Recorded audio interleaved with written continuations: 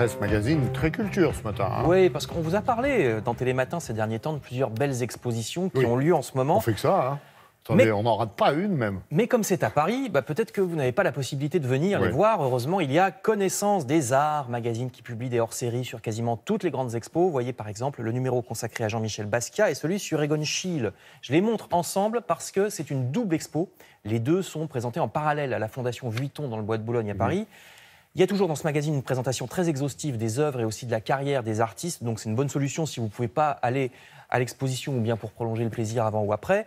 Schiele et Basquiat, c'est donc depuis la semaine dernière et jusqu'au 14 janvier. Et le même magazine Connaissance des Arts sort aussi en ce moment un numéro sur Miro, qui est exposé, lui, au Grand Palais.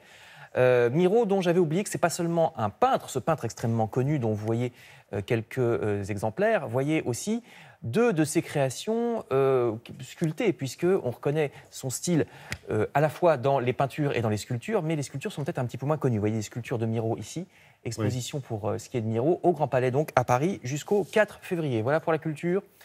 Mais en France, la culture, c'est aussi la gastronomie. Nous avons, ou plutôt nous sommes censés avoir... Ça m'aurait étonné. La culture du pain. Or, il faut s'inquiéter. Notre pain Foulcan dénonce que choisir. Derrière le terme de boulanger se cache en effet un métier aux multiples facettes où les grands groupes industriels, de même que certains artisans d'ailleurs, contribuent à l'uniformisation du pain parce que c'est vrai que le terme de boulangerie est protégé. Quand vous voyez sur un magasin que ce n'est pas marqué boulangerie, mais simplement pain, briocherie ou je ne sais quoi, c'est parce que ce n'est pas une boulangerie traditionnelle qui respecte la norme. Le problème, c'est que cette norme ne veut pas dire grand-chose. Ça veut dire certes que le pain est pétri, façonné et cuit sur place et jamais congelé, ce qui est déjà pas mal.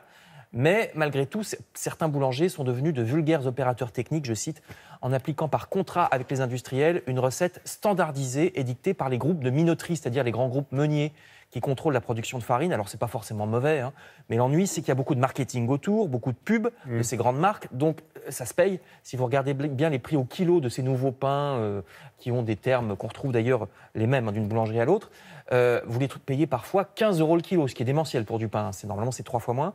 Seuls certains boulangers tiennent à utiliser encore des variétés de blé qui conservent leur originalité, dit que choisir davantage de protéines. Oui, aussi puis il y en a encore pas mal, des boulangers comme ça. Faut pas non plus, voilà.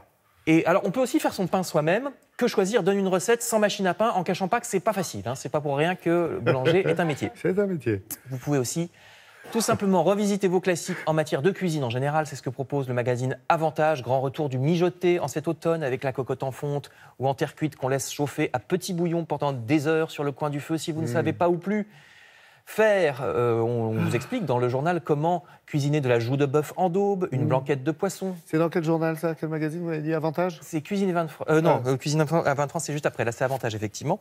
Oui, c'est Avantage. Donc, vous avez vu aussi du veau. Et c'est des paupiettes ou de la carbonate flamande. Et dans Cuisine et Vin de France, justement, qui est toujours là au top niveau en la matière, c'est pas de la cuisine bourgeoise, c'est plutôt de la cuisine de grand chef. Vous voyez de magnifiques dômes de blettes farcies aux ailes de raie et noix de cajou. En plus, c'est la saison des blettes. Ou bien cette forêt noire. Alors ça, par contre, c'est moins difficile qu'il n'y paraît, la forêt noire. J'ai regardé la recette, ça a l'air faisable. C'est dans Cuisine et Vin de France. Quelquefois, le plus dur à faire, en fait, c'est d'avaler.